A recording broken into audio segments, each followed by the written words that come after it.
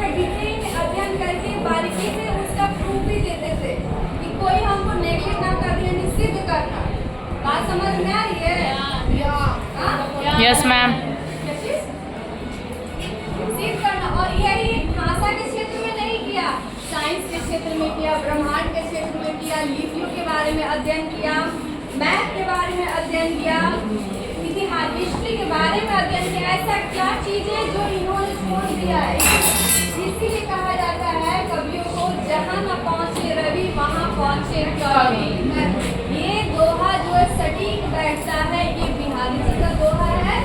बिहारी बड़े रीतिकार में बहुत उम्दा साहित्यकार थे, सब सही से फेमस हो गए थे। बेजी में जा रही बाबू, हाँ हम दोबारा इन्होंने बहुत सारा एक बुक लिखे हैं गुलाकर मूले जी, अक्षर ज्ञान। अक्षर ज्ञान एक ऐसा बुक है जिस बुक को पढ़ के आप वर्ल्ड की जितनी भी प्रमुख भाषा है उन सभी भाषाओं के बारे में जान सकते हैं। लैंग्वेज को उसमें शामिल किया गया और यही शामिल किए किसी एक बुक को उठाइए और पढ़ लीजिए। इसमें सभी भाषाओं का समेकन दिया हुआ है, आप एक बुक से ही पढ़ सकते हैं। और ये जो गुलाकर मूले द्वारा नागरी लिपि बुक है, इस बुक को भारतीय लिपियों की कहानी थी। भारतीय लिपियों की कहानी एक ऐसा बुक है जिससे भारत के बारे में बताया गया, यहाँ कितनी भाषाएं बोली जाती, लिपियों के बारे में गहन अध्ययन किया गया है। कोई भी जो हिंदी बैकग्राउंड से जो पढ़ना चाहता है तो इसके द्वारा लिखी भारतीय लिपियों की कहानी वो पढ़ के और जान सकता है कि इसका इतिहास क्या है, हिंदी का क्या इतिहास है, कैसे इसका क ख बना, बाय प्रूफ है। अब देखो डिटेल में पढ़ाएंगे तो तुम लोगों को नीरस लगेगा और भेजा के ऊपर चला जाएगा। इसलिए 10 के लेवल पे ही हम रहते हैं, क्योंकि कई बार हम कोशिश की तो हायर दें तो बच्चे नीरस लेने लगते हैं। इसलिए हम उतना ही देंगे जितना आप संभाल सको, नहीं तो पता चलेगा याद है। तो ये थी बायोग्राफी बाबू। और इनके द्वारा जो कुछ लिखी बुक है, जैसे कि गणित हो गया, खगोल विज्ञान हो गया, अंतरिक्ष विज्ञान हो गया, विज्ञान का इतिहास हो गया, पुरालिपि शास्त्र हो गया, और प्राचीन भारत का इतिहास व संस्कृति, इन सबको आप अंडरलाइन कर दीजिएगा कि कोई भी पूछ सकता है, क्योंकि ये मल्टी टैलेंटेड थे गुलाकर मूले जी। इन्होंने 2500 से अपनी लाइफ में बुक लिखा है, लेख लिखा है, और साथ ही साथ 30 बुकों का प्रकाशन हो चुका है।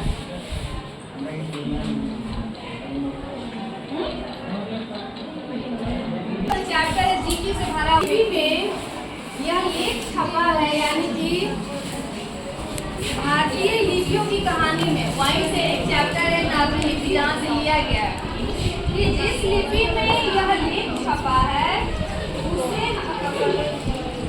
हम खड़ा होकर पढ़ने की कहते हैं, यानी कि जिस लैंग्वेज में लिखा है उसको नाम क्या दिया है, सबके द्वारा। तो नागरी लिपि, इसको नागरी भी कह सकते हो, देवनागरी भी कह सकते हैं।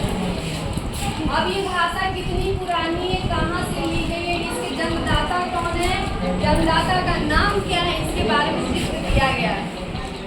करीब 2 सदी पहले पहली बार इस लिपि के टाइप बने, करीब 2 सदी बने हैं, ज़्यादा नहीं है, 2 सदी पहले इस लिपि के टाइप बने। और इसमें मैम 2 सदी पहले पहली बार इस लिपि के टाइप बने और इसमें पुस्तकें छपने लगे, यानी पहले पुस्तक नहीं छपती थी, इसी की वजह से। इसलिए इसके अक्षरों में स्थिरता आ गई। देखो इंग्लिश लैंग्वेज सीखना बड़ी इजी है, आसान है, लेकिन हिंदी बड़ी टफ है।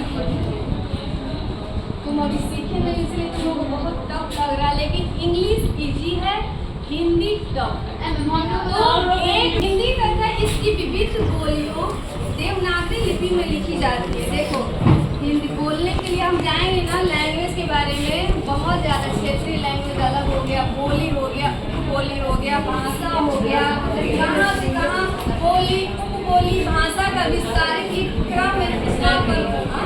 तथा इसकी विविध बोलियाँ देवनागरी लिपि में कि चाहे जितनी भी भाषा हो, सभी भाषा देवनागरी लिपि में लिखी जाती है। आप एग्जाम बोर्ड में जाओगे, पता नहीं तुम यहाँ लिखते हो कि नहीं